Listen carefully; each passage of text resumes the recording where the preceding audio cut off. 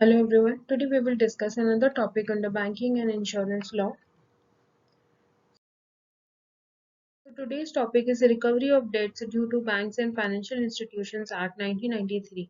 We have already discussed the concept of default and recovery of debts by the loan provided by the banks and financial institution. Now we will discuss the procedure for the recovery of these debts which are due to banks and financial institutions under this particular act, which is also called as DRT Act. The list of topics to be covered here is, first of all, we will read about an overview of the Act, then we will discuss the objectives of the Act, some important definitions under Act, and important provisions of the Act. Banks and financial institutions have been experiencing considerable difficulties in recovering loans and enforcement of securities charged with them. The procedure for recovery of debts due to the banks and financial institutions, which is being followed, has resulted in a significant portion of the funds being blocked. The Committee on the Financial System has considered the setting up of these special tribunals with special powers for adjudication of such matters and speedy recovery as critical to the successful implementation of the financial sector reforms. In 1981, a committee had examined the legal and other difficulties faced by banks and financial institutions and suggested remedial measures including changes in law. The, this committee has also suggested setting up of special tribunals for recovery of of the bank and financial institutions by following a summary procedure. Keeping in view the recommendations of the committee, the Recovery of Debts Due to Bank and Financial Institution Bill 1993 was introduced in the Parliament.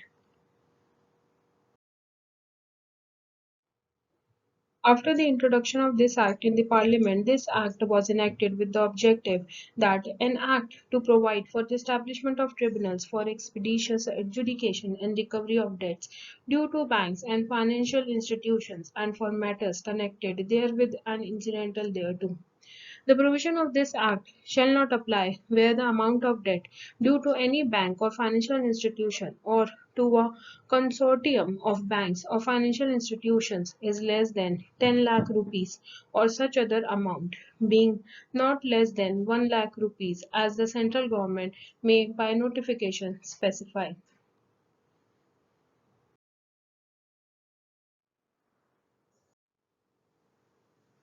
Certain important definition under this act is bank, which means banking company or corresponding new bank, State Bank of India, subsidiary company or a regional bank.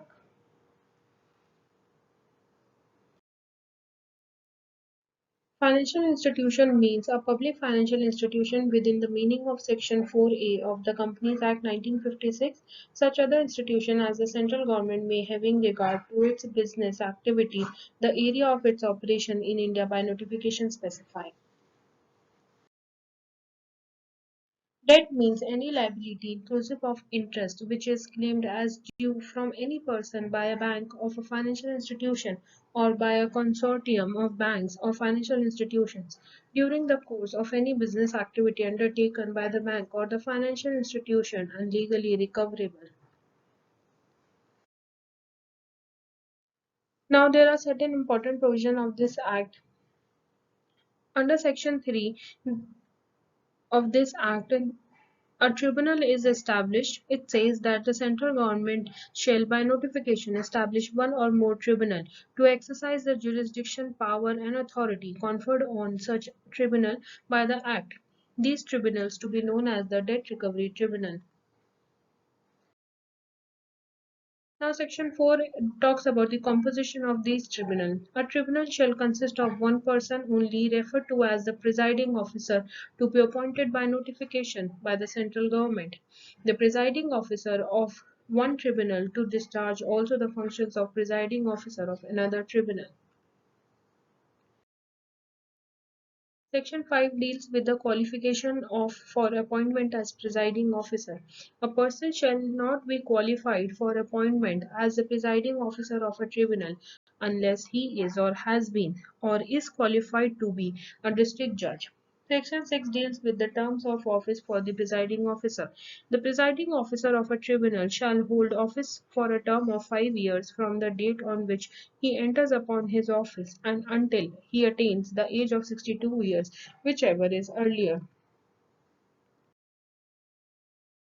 Now, under Section 8 of this Act, there is the provision provided for the establishment of appellate tribunal. The central government shall, by notification, establish one or more appellate tribunals to exercise the jurisdiction, powers, and authority conferred on such tribunal by or under the Act. These tribunal to be known as the Debt Recovery Appellate Tribunal.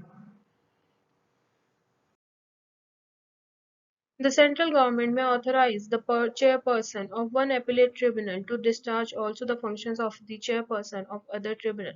Now, Section 9 talks about the composition of the appellate tribunal. An appellate tribunal shall consist of one person only, hereinafter referred to as the chairperson of the appellate tribunal, to be appointed by notification by the central government. Section 10 deals with the qualification for the appointment as chairperson of the appellate tribunal. A person shall not be qualified for appointment as the chairperson of an appellate tribunal unless he is or has been or is qualified to be a judge of a high court or has been member of the Indian Legal Service and has held a post in grade 1 of that service for at least 3 years or has held office as a presiding officer of a tribunal for at least 3 years. Now, Section 11 deals with the term of office for chairperson of an appellate tribunal.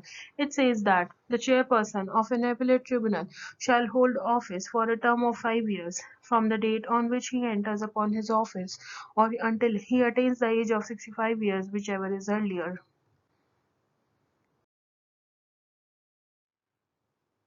Now, let's talk about the provisions related to the resignation and removal of these authorities. Section 15 says that the presiding officer of a tribunal or the chairperson of an appellate tribunal may, by notice in writing under his hand addressed to the central government, resign his office, provided that the presiding officer of a tribunal or the chairperson of an appellate tribunal shall, unless he is permitted by the central government to relinquish his office sooner, continue to hold office until the expiry of 3 months from the date of receipt of such notice, or until a person duly appointed as his successor enters upon his office, or until the expiry of his term of office, whichever is the earliest. The presiding officer of a tribunal or the chairperson of an appellate tribunal shall not be removed from his office except by an order made by the central government on the ground of proved misbehavior or incapacity after inquiry. In the case of presiding officer of a tribunal made by a judge of a high court, and in the case of a chairperson of an appellate tribunal made by a judge of the Supreme Court, in which the presiding officer of a tribunal or the chairperson of an appellate tribunal has been informed of the charges against him and given a reasonable opportunity of being heard in respect of these charges.